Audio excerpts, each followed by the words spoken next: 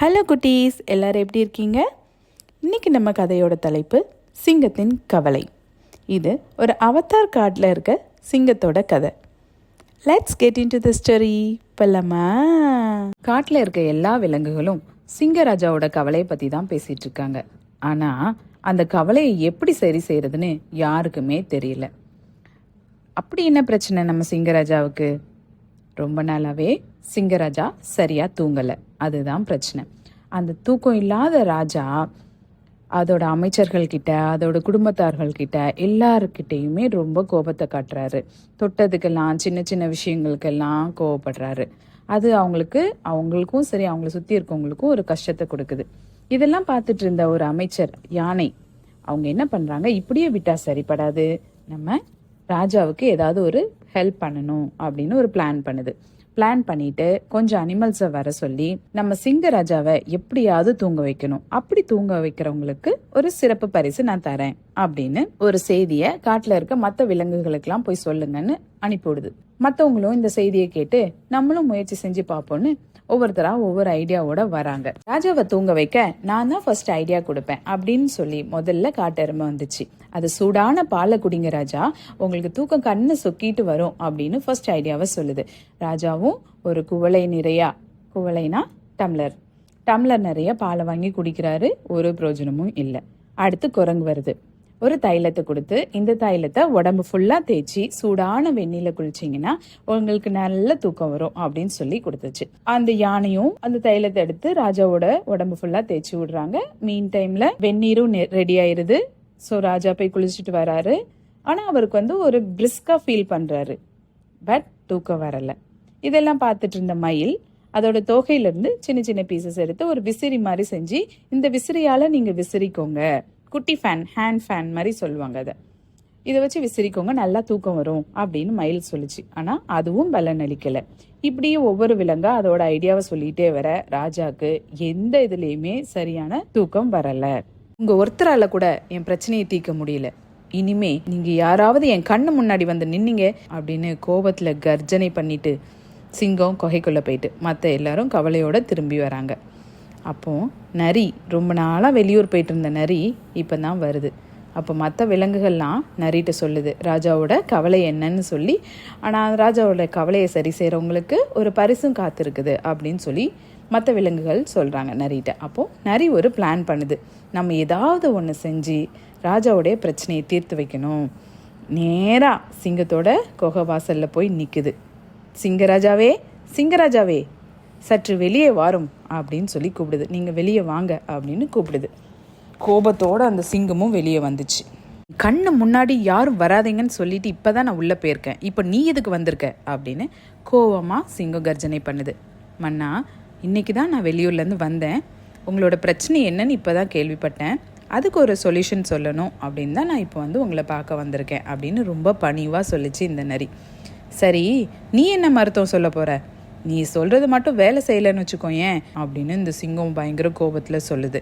மன்னா, உங்களுக்கு மருத்துவம் செய்ய போகிறது நான் இல்லை, என் தாத்தா. அவர் பக்கத்தில் ஒரு மலை மேலே இருக்கிறாரு. அவர் ஒரு அனுபவமுள்ள மருத்துவர் அப்படின்னு சொல்லுது.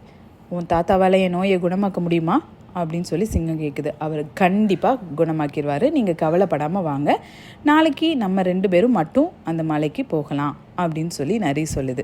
சரி, எப்படியாச்சும் எனக்கு தூக்கம் வந்தால் போதும், நாளைக்கு காலையில் நம்ம 2 பேரும் கிளம்பலாம் அப்படின்னு சொல்லி சிங்கம் நரிகிட்ட சொல்லிட்டு அனுப்பி விட்டுருச்சு. மறுநாள் விடிய காலையிலே சிங்கமும் நரியும் நடந்தே ஒரு மலை அடிவாரத்துக்கு வந்துடுறாங்க. அங்கேருந்து ஒரு செங்குத்தான மலை மேலே 2 பேரும் ஏறுறாங்க.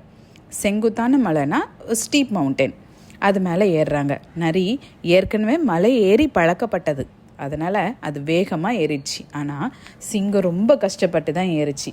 ரொம்ப நேரம், பல மணி நேரம் நடந்து 2 பேரும் அந்த மலை உச்சிக்கு போனாங்க. மலை உச்சிக்கு போன உடனே சிங்கம் ஒரு மரத்தடியில் போய் கொஞ்ச நேரம் உட்காந்துருச்சு. நரி ஒரு யோசனை செஞ்சுது.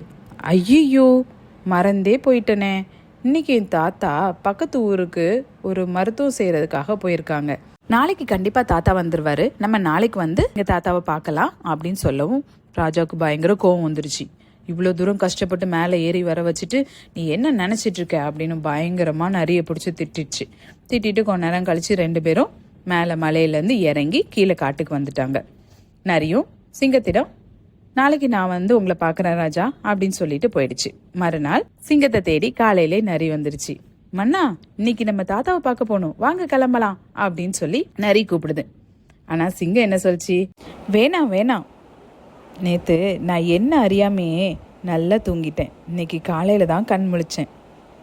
நேத்து நீ என்னை மலைக்கு கூப்பிட்டு போன இல்லையா, அது ரொம்ப களைப்பா இருந்தது, அதான் நல்லா தூங்கிட்டேன். உண்மையா சொல்லு, மலையில உங்க தாத்தா இருக்காங்களா என்ன? ராஜா, என்னை மன்னிச்சிருங்க, எனக்கு தாத்தான்னு யாருமே கிடையாது. நான் உங்களிடம் போய் தான் சொன்னேன். ஆனா நீங்க ராஜாவாக இருப்பதால உங்களுக்கு எல்லா வேலையும் செய்யறதுக்கு ஆட்கள் இருக்காங்க. ஸோ உங்களோட உடல் உழைப்பு உங்களுக்கு கிடைக்கிறதில்ல.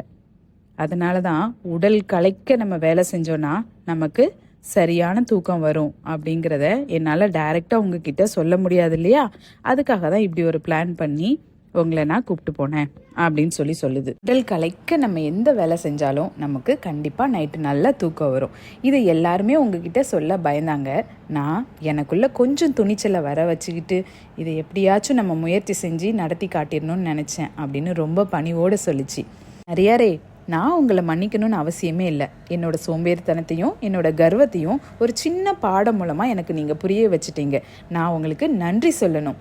எல்லார போல நானும் உழைத்து சாப்பிட போகிறேன் அப்படின்னு சொல்லிட்டு உங்களோட பரிசு என்னென்னா, நம்ம தோட்டத்தில் இருக்கிற திராட்சை கொடிகள் எல்லாமே நீங்கள் எப்போனாலும் உள்ளே போய்க்கலாம். உங்களுக்கு எவ்வளோ தேவையோ அவ்வளோ தேவையான திராட்சைகளை நீங்கள் சாப்பிட்டுக்கலாம் அப்படின்னு சொல்லவும் நரிக்கு பயங்கர சந்தோஷம்.